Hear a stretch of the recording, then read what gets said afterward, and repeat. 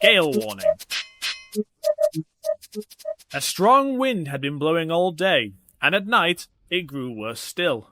The next morning, the Fat Controller was eating toast and marmalade for breakfast when his wife came in. "Oh, Topham, dear," she sighed. "There's been slates blown off the roof of the house in the night." "I'll get someone to replace them, my dear," he promised.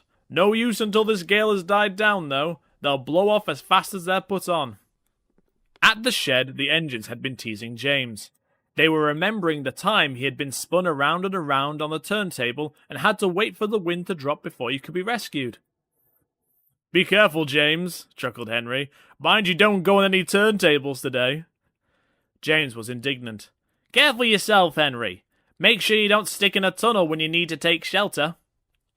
Henry didn't care a bit, and the engines laughed as they went to collect their trains at the station. Henry's first stop was at the station before the viaduct. "Be careful, Henry," the station master warned him. "The wind on the viaduct is very fierce today." But Henry was lucky. The wind dropped for a few moments at just the right time, and he brought his train safely over. The station beyond was in an exposed place too. Henry knew this, but was so pleased at crossing the viaduct that he forgot. "Fancy worrying about a bit of wind," he said to himself. "Now I've got no more stops until the workstation. That's one of the buffers for silly little James." As he rattled through the station, he saw something that made him whistle shrilly in horror. A few hundred yards in front, a tree was suddenly uprooted by the gale and crashed across the line.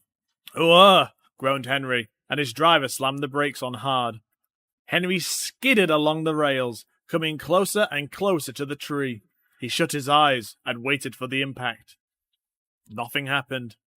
Henry slowly opened his eyes and looked again, to find he had stopped inches from the tree. "Phew!" he thought, and let off steam with relief as the guard came running to see what was the matter. Henry pushed the coaches back to the station, and when the passengers found out what had happened, they came to thank Henry for preventing a nasty accident. "Well done, Henry," said James when he found out. "Perhaps it's useful to be able to stick when you need to after all."